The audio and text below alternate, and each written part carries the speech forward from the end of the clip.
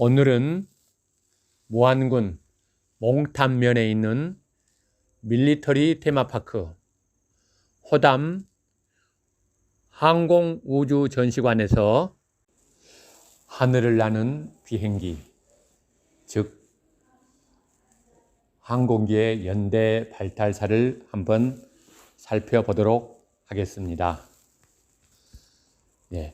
최초로 나오는 게 1490년 이탈리아 사람, 예술가이자 가학자인 레오나르도 다빈치. 다빈치가 새와 같이 하늘을 나는 꿈을 실현하고자 새가 날갯짓하는 모양의 기계를 설계했습니다. 이와 같은 그림이죠. 그로부터 약 거의 한 150여 년이 지난 1670년 역시 이탈리아 신부 프란체스카 라나가 동으로 만든 공, 직경 20피트라 그래요. 그 공을 이용한 진공 비행선을 발표했어요. 진공이니까 공중으로 뜨겠지요. 그리고 1783년에는 역시 같은 프랑스인 몽골페이가 열기구, 여러분들 열기구 잘 알죠? 열기구로 인류 최초 비행에 성공을 합니다. 그리고 같은 해 또 한 달 정도 후인 12월에 프랑스 사람 샤를르가 수소기구로 유인 비행에 성공을 해요. 그러니까 1783년에는 그냥 비행에 성공한 열기구가 두 개가 나오는 거죠. 몽골페이하고 샤를르라는 사람, 역시 프랑스 사람들이에요. 그로부터 또 얼마 지난 1809년 우리가 항공의 아버지로 불리는 영국 귀족 캐리경이 항공기의 비행 원리를 발표하고 여러 가지 항공기를 설계하였고, 이 양반은 83세까지 실험을 계속 하시다가 돌아가셨어요.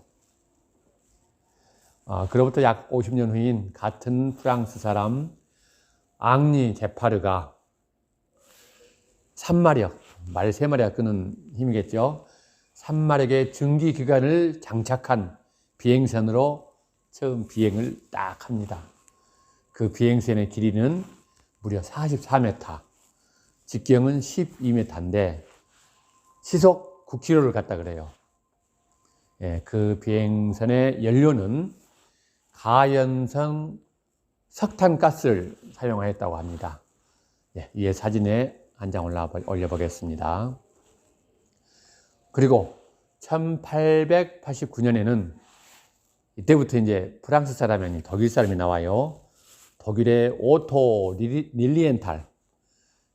오토 릴리엔탈은 항공 기술의 기초로서의 새가 나는 방법을 발표하고 1889년 다음이니까 1890년이겠죠. 1890년부터 약 6년간 무려 2000회 정도의 글라이더의 항공 실험을 합니다. 이 양반이 굉장히 중요해요. 이 양반이 본인이 발명한 글라이더로 약 2000회 정도의 비행을 했으니까 항공 기술의 기초를 단단히 익힌 분인데, 이분이 갑자기 비행을 하다가 추락해서 사고로 사망하는 사건이 발생됩니다. 이 사망한 소식을 듣고 누가 들었어요? 최초로 동력 비행기를 성공한 미국의 라이트 형제가 됐습니다. 그렇게 잘 나는 오토 릴리엔탈이 왜 죽었을까를 생각해 보니까 비행기를 마음대로 조정을 못한 것 같아. 그래서 죽은 것 같아가지고 이것을 계속 연구를 해가지고 드디어 1903년에 라이트 형제가 노스캐롤라이나주 티카호크 해안에서 인류 최초로 동력 비행기를 딱 성공을 합니다. 그래서 우리가 비행기를 발명한 사람을 라이트 형제라고 그렇게 하죠. 예. 그로부터 한 5년 정도가 지난 1908년에 프랑스의 앙리 파르만이 세계 최초로 몇 개의 이렇게 지점을 설치를 해놓고 비행을 하는 공식 주해 비행에 성공을 합니다. 예, 1908년. 이제 2년 후면은 우리 대한민국, 그때 당시는 대한제국이죠.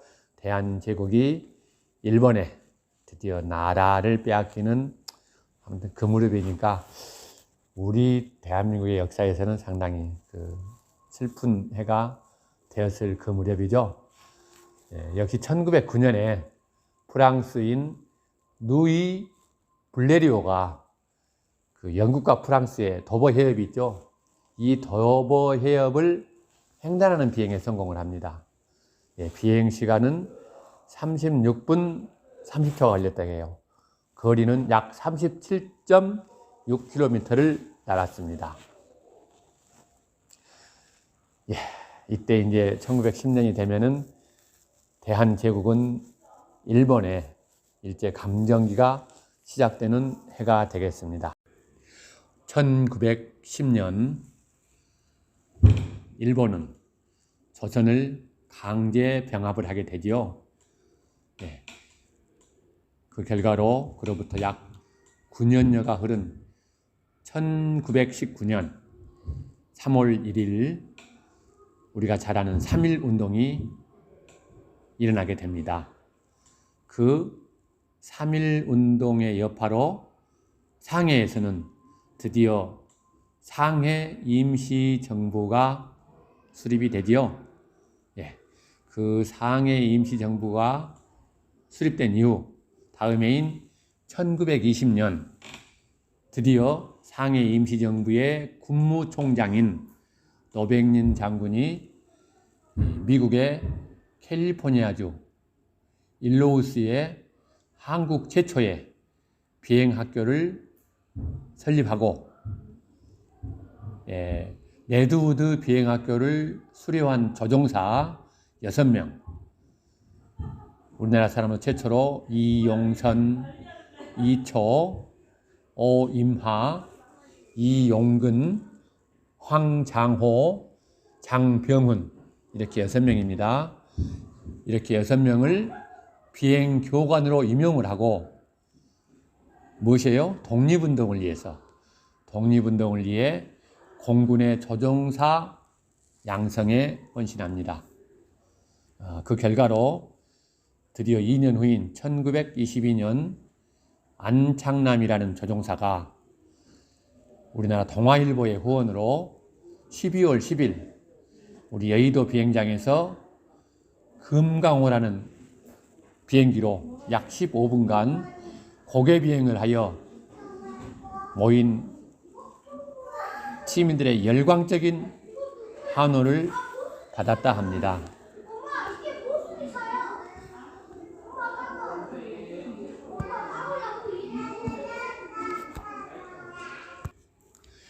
(1927년에는) 미국의 찰스 린드버그가 세인트 루이스호로 세계 최초로 드디어 대서양을 무착륙 단독비행, 횡단비행에 성공을 합니다. 그래가지고 상금으로 25,000불을 받았다 그래요. 이때의 비행시간이 33시간 39분, 비행거리는 5,778km, 33시간 39분 동안을 자지도 않고 먹지도 않고 이렇게 대서양을 무착륙 단독 비행을 했으니 얼마나 인기가 좋았겠어요. 예, 드디어 그로부터 2년이 지난 1929년에는 독일에서 비행선 제퍼린을 타고 제퍼린이 드디어 승객을 태우고 세계 일주 비행에 성공을 하게 됩니다. 드디어 이제 승객을 태우는 항공 시대가 1929년에 열리게 된 거죠. 그로부터 10년이 지난 1939년에는 독일에서 세계 최초의 제트기, 제트기가 하인켈이라는 제트기가 첫 비행에 또 성공을 하게 됩니다. 그로부터 또 세월이 조금 지난 1947년에 드디어 미국 벨이라는 회사에서 유인기로 최초의 음속을 돌파하는 데 성공을 해요. 음속은 우리 소리가 공기를 가르고 나간 1초에 가는 속도를 말하겠죠. 약 340m 정도가 된다 그러는데, 이것을 돌파하니까 비행기가 소리보다 더 빠르게 가는 음속을 1947년에 돌파를 했고, 이제 이때는 우리나라도 광복을 맞이한 해방 이후겠죠. 그래서 1948년에는 해방 후 처음으로 민간 노선이 취항을 합니다. 민간 노선이 취항을 하고요. 1949년, 그러니까 한국전쟁이 일어나기 1년 전이죠. 드디어 대한민국 공군이 대통령령으로 1100명의 인원과 20대, 20대의 연락기로 10월 1일 육군에서 독립을 해가지고 드디어 공군이 창설됩니다. 공군이 창설돼서 우리 여기 밀리터리 테마파크 뒤쪽에 건국기라는 비행기도 참여를 하고, 이곳을 만든 우리 옥만호 장군도 그 100회 이상 전투에 출격을 하는 그런 공을 세우고 했던 그 한국 전쟁이 있죠. 그리고 이제 한국 전쟁이 끝나고 나서 드디어 우리 대한민국 공군도 Z시대로 들어갑니다. 1955년 6월 20일에 F-86이라는 전투기를 도입해서 프로펠러 시대를 마감하고 Z시대로 들어가게 되는 거예요. 우리 항공우주 전시관 안에 F-86의 그 유압을 이용한 유압기로 하는 것, 유압 개통도가 이렇게 전개되어 있으니까 여러분들 오시면은 한 번씩 잘 살펴보시기 바랍니다.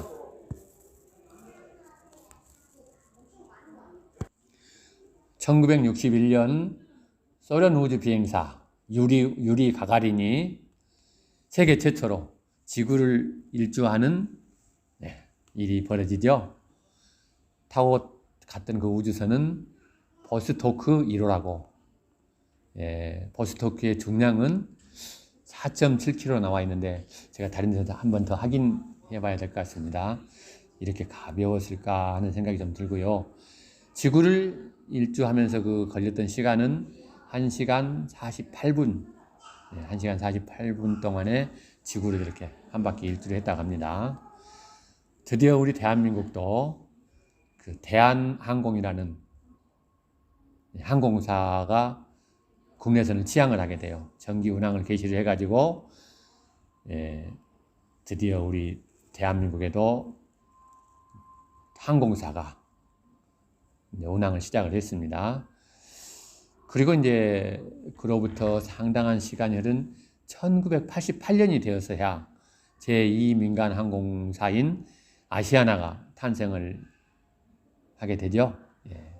1988년에 드디어 제 민간 항공 아시아나 항공이 취항을 하게 되는데, 이때는 우리나라가 서울 올림픽을 개최한 바로 그 해가 되겠습니다. 그리고 1992년이 되어서 우리나라도 드디어 최초의 국적위성 우리별 1호를 발사하게 되죠. 물론 영국과 공동 개발을 했지만은 1992년 우리별 1호라는 위성을 발사하게 됩니다. 그리고 그 다음해인 1993년에는 두 번째 위성 우리별 2호를 역시 발사하게 돼서 우리나라가 드디어 위성을 발사하는, 인공위성을 발사하는 나라의 대열로 들어서게 됩니다. 그리고 나서 1995년에는 무궁화 위성 1호가 발사되어요.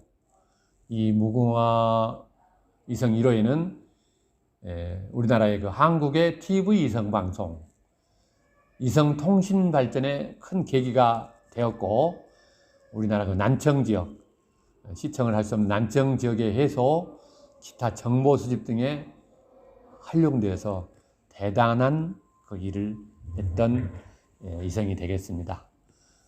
그리고 또 1997년, 그 97년에는 96년에 발사된 화성 탐사선 패스파인더, 화성의 아리스 협곡에 안착하여 화성의 대기, 지질 등 각종 자료를 분석하여 생명체 존재 여부를 탐사했다고 합니다.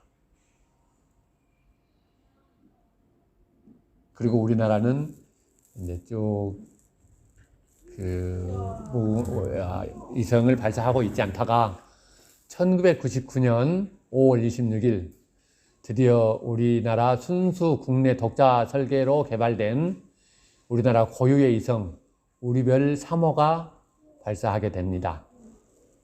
우리별 3호가 발사를 했고, 그 이후에 우리나라는 2003년 9월 26일